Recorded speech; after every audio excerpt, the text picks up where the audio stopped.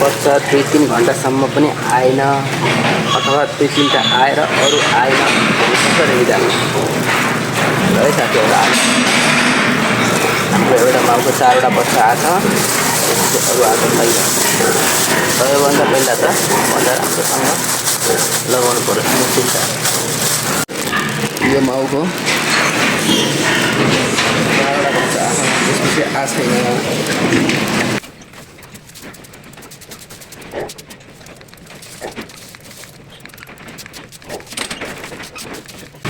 एकदम सुस्त राख्नुपर्छ।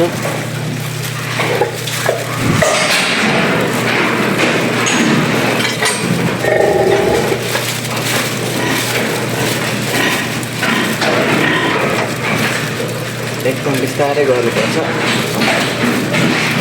माउले कता बल गरे, माउले बल गरे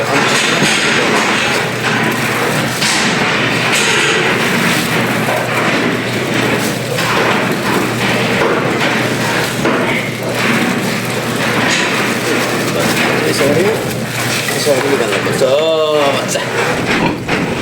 अड्केको अड्केर जमाउन सकेको थिएन, 3 घन्टा अलिक पुगेको छैन, लगभग 2 घन्टा 2.5 घन्टा भइसकेको थियो। भएपछि यसरी निकाल्नुपर्छ। हात राख्दाखेरि सही ठाउँमा राखिएन भने एउटा बल समात्ने जस्तो हुन्छ। यसरी पुरै निकाल्यो। यो चुड्न चाहिँ हुँदैन, यो चुड्न सकेसम्म चुड्न हुँदैन।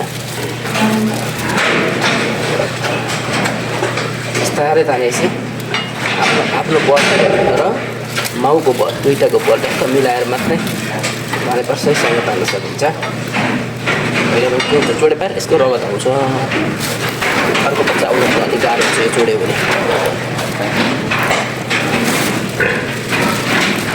यस्तै बङ्गुर फर्ममा काम गर्ने मान्छेले फोहोर हुन मिल्दैन। फोहोर यस्तै हो, फोहोरमा यसै सलक्क आउनुपर्छ। यो होला सफा गर्ने हात राखेको राखाइ फेरि एकछिन ट्राई गर्नु त अप्ठ्यारो आउँछ। बाइचान्स अझै पनि अड्केको छ भने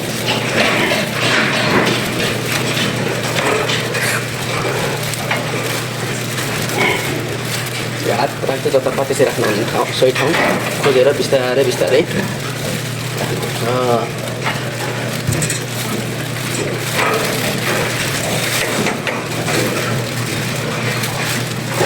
आइसक्यो भने यसरी निकाल्ने।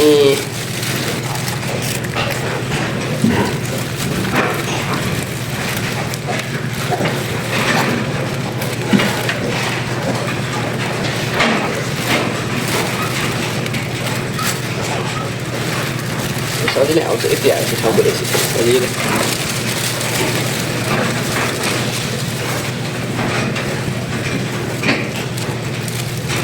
यो भुनभुन्सामा काम गर्न एकदम ख्याल गर्नुपर्छ। कति भयो बच्चा नआएको, डेट कति छ, त्यस्तोको एकदमै ख्याल गर्नुपर्छ। अनि हात हाल्दा जबरजस्ती बिस्तारै बिस्तारै बिस्तारै हाल्नुपर्छ।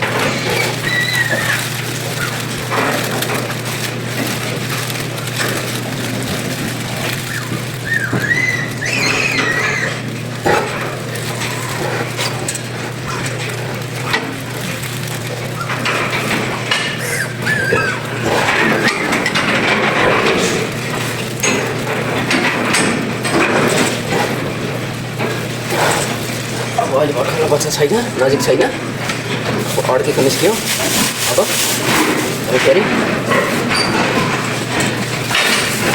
1-2 घन्टापछि एकैछिनपछि फेरि सफा आउँछ। फेरि आएन भने चाहिँ फेरि हात राख्नुपर्छ।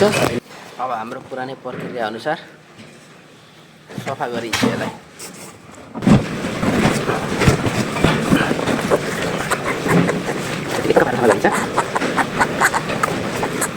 यो 1 घन्टादेखि 2 घन्टा लाग्छ यो शरीरको चिसो सुक्नलाई। यत्तिकै छोडिदिने हो भने तो 1 देखि 2 घन्टासम्मको अवधिमा यिनीहरूको शरीरमा हुने अलिकति बल हुन्छ, त्यो बल खेर जान दिनु हुँदैन। त्यो बललाई आमाको दुध खानामा लगाउनु पर्छ। त्यसो गर्यो भने बच्चा हृष्टपुष्ट हुन्छ।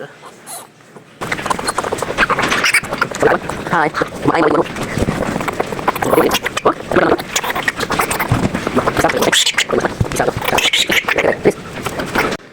यिनीहरूको यो बाँड्नुपर्छ, नापी बाँड्नुपर्छ। अब यसलाई यसको पुच्छरमा बाँधौँ। पुच्छरमा हामीले केले बाँधिन्छ, एउटा फिनेलको पनि हुन्छ, प्लास्टिकको पनि, एउटा यो चाहिँ धागो यसरी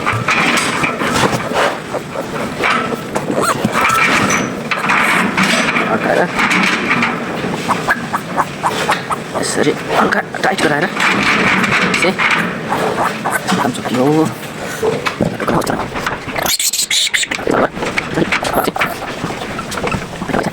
पनि हुन्छ होइन भने यसलाई यहाँबाट छुडालिदिनु पर्छ। यो यसको खुट्टामा नअल्झोस् भनेर।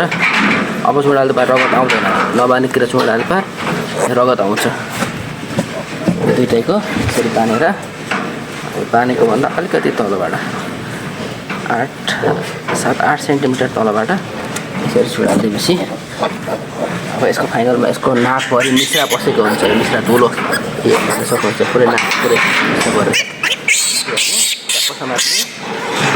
यो हुन्छ है, यो खनामाइसिन भन्छ। यो यसले यसरी हानेपछि सास फेर्न सजिलो हुन्छ। यसलाई चाहिँ नाक क्लियर हुन्छ। अब यो आमा खाना गयो।